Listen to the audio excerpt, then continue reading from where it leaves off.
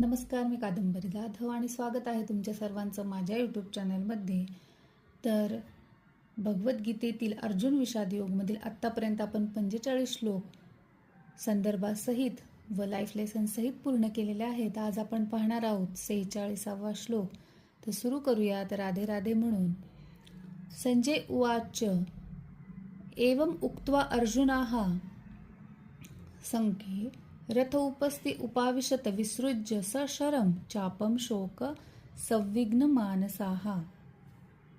म्हणजेच संजय म्हणाला, रणभूमीवर याप्रमाणे बोलून झाल्यानंतर, म्हणजेच जे 45 श्लोकामध्ये अर्जुन बोलला ते झाल्यानंतर अर्जुनाने आपले धनुष्यबाण बाजूला टाकले आणि अत्यंत शोकाकुल होऊन तो रथामध्ये खाली बसला.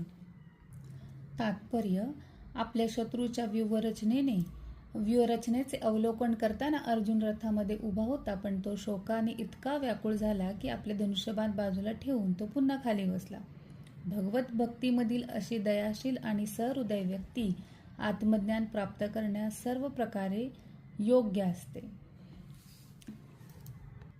जसे तात्पर्य पुस्तकात आहे ते जसेच्या तसे वाचले तर अर्जुन रणभूमीवर असूनही लढाई करण्याऐवजी शोकाने ग्रासला.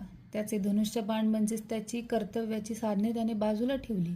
हा क्षण म्हणजे मानवाच्या जीवनातील तो टप्पा आहे जेव्हा मनावर शोक, मोह, दुविधा, अंधप्रेम, अपूर्ण ज्ञान ह्याची छाया असते आणि त्या नादात तो आपले कर्तव्य विसरतो. बाहेरचा शत्रू आपल्याला हरवू शकत नाहीच, तर आपल्या मनातले शत्रू आपल्याला हरवतात.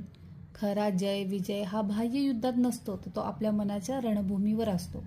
सुखात सर्वजण सक्षम वाटतात, पण खरी शक्ती संकटाच्या रणभूमीवर दिसते. म्हणून जीवनात संकटे आली की ती पळून जाण्याची किंवा हतबल होण्याची नव्हे, तर आपली अंतर्गत शक्ती उलगडण्याची संधी आहे असं मानायला हवं.